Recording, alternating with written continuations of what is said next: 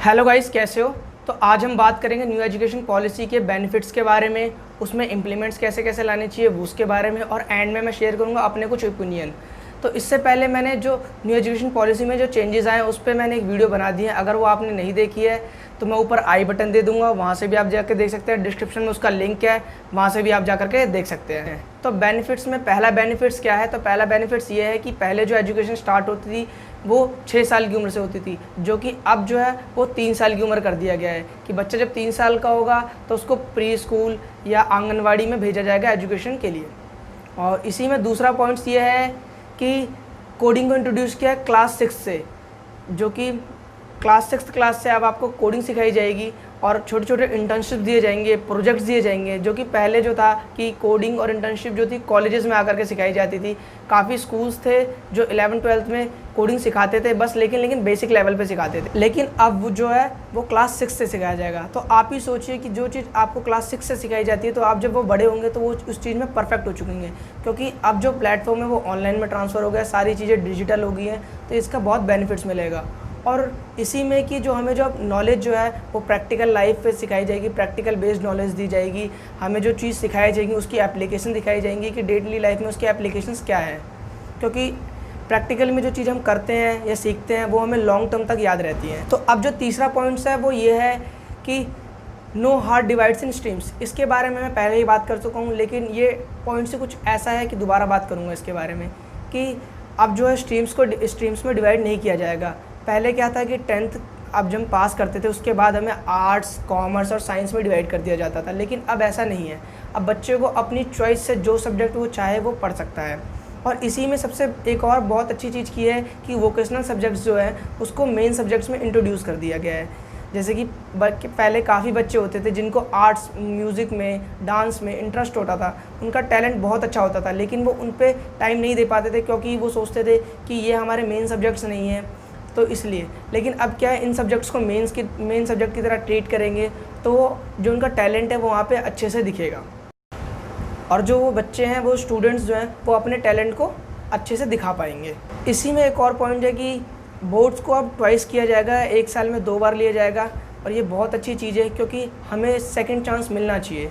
काफ़ी personal reason की वजह से या बच्चे को बीमार है, कुछ भी चीज़ की वजह से जब फर्स्ट टाइम जब वो बोर्ड देता है बच्चा या नर्वस होता है, उस वजह से उसका पेपर अच्छा नहीं जाता है तो उसका रिज़ल्ट बेकार हो जाता है। तो उस चीज़ को लेकर के वो लाइफ टाइम पछताता है। तो उस चीज़ को सुधारने के लिए हमें सेकंड चांस मिल रहा है। अब बोर्ड को है वो 2 बार कराया जाएगा, जिससे वो अपना रिज़ल्ट को इम्प्रूव कर सके।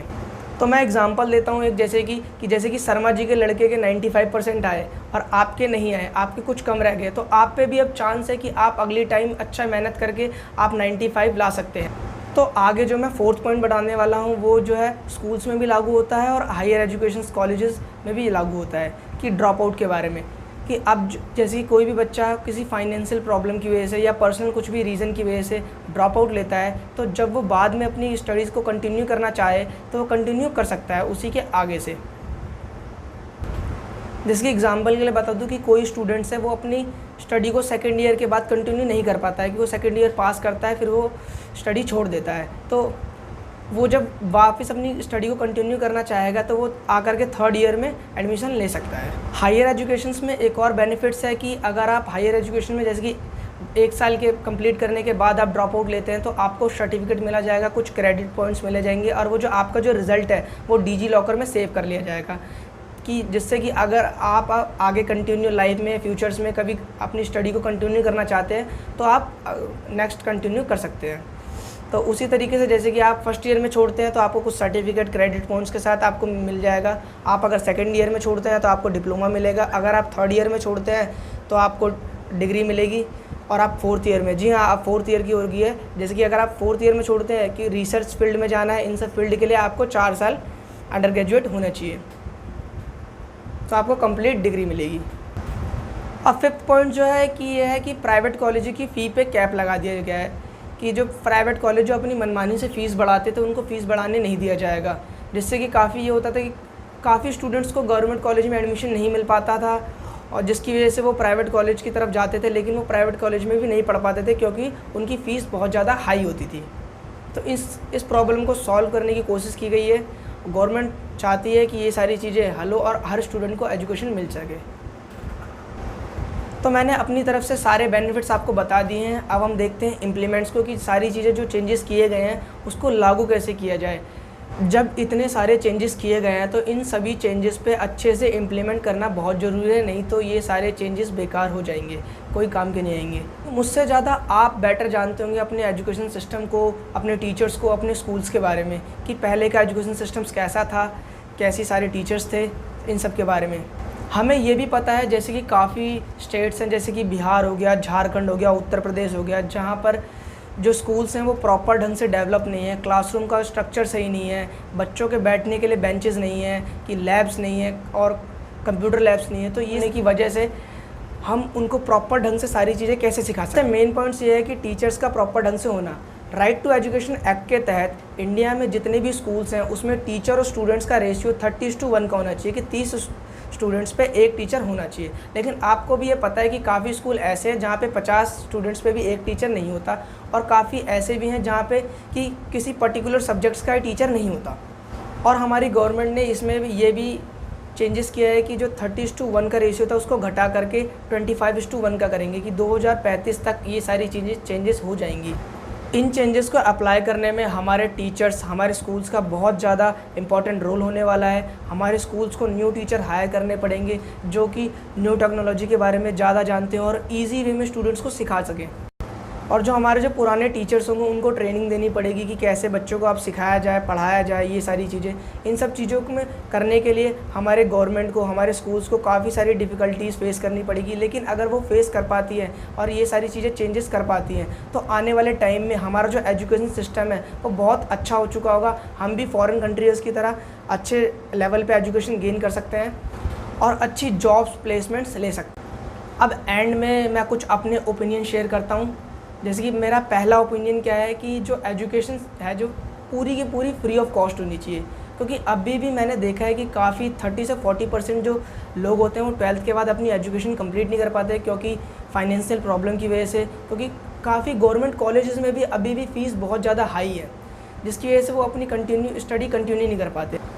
और सेकेंड पॉइंट्स ये है कि जॉब्स प्लेसमेंट देना अच्छे, क्योंकि काफ़ी स्टूडेंट जो एजुकेट हो जाते हैं उनको अच्छी जॉब प्लेसमेंट्स नहीं मिल पाती, जिसकी वजह से वो फ़ॉरेन जाते हैं, दूसरी कंट्रीज़ में जाते हैं और वहाँ पे वो सेटल हो जाते हैं। लेकिन अब जो बच्चा यहाँ पे पढ़ता है, यहाँ पे एजुकेशन गेन करता है, फिर वो बाहर जा कर के मतलब जॉब्स करता है तो बाहर की सरकार को टैक्स पे करता है, जिससे कि हमारी गवर्नमेंट को कोई फ़ायदा नहीं होता। तो हमारी गवर्नमेंट को क्या है, अच्छे जॉब्स प्लेसमेंट देनी चाहिए, जिससे कि वो बच्चा इधर ही रहे, यहीं पर पढ़े और यहीं पर टैक्स पे करे। जो मेरा थर्ड ओपिनियन है वो बहुत ज़्यादा इंपॉर्टेंट होने वाला है, और जो आपने भी ऑब्ज़र्व किया होगा कि हमें स्कूल्स के बाद भी हमें ट्यूशन क्लासेस की ज़रूरत क्यों पड़ती है। हमारा स्कूल इनफ क्यों नहीं होता हमारी नॉलेज के लिए, हमारे रिजल्ट्स के लिए, हमारे एग्जामिनेशन के लिए। आजकल की लाइफ में नॉर्मल होगा कि बच्चे को अगर पासिंग मार्क्स भी चाहिए तो उसको ट्यूशन क्लासेस जाना पड़ता है। जैसे कि एक बच्चा 6 घंटे अपने स्कूल्स में देता है, उसके बाद उसको वही चीज़ सीखने के लिए 2-3 घंटे अपने ट्यूशन्स में देना पड़ता है, जो कि उसके लिए वेस्ट हैं। एक स्टूडेंट्स के 2-3 घंटे रोज डेली के बचाने के लिए हमें स्कूल्स को ऐसा बनाना होगा कि वो बच्चे को इतना चीज़ें सिखाए, इतनी नॉलेज दे दे कि वो इनफ हो उसके एग्जामिनेशन के लिए, उसके बोर्ड को पर्सपेक्टिव के लिए और उसके नॉलेज के लिए, कि वो उसके जो भी टॉपिक वो पढ़ा रहे हैं उसके लिए उनको बाहर कोई कोचिंग क्लासेस नहीं जाना पड़े, जिससे उनका टाइम बचे, उनका टाइम सेव हो और वो उस टाइम को किसी और चीज़ में यूज़ कर सके। तो मैंने सारी चीज़ें आपको क्लियर कर दी हैं। तो अगर आपको ये वीडियो अच्छी लगी हो तो लाइक कीजिए और शेयर कीजिए। अगर आपका कोई भी डाउट होता है तो आप कमेंट सेक्शन में पूछ सकते हैं, मैं आपका वहाँ पे डाउट क्लियर कर दूँगा। और you can subscribe my channel for more videos and hit the like button. Thank you, मिलते हैं अगले वीडियो में।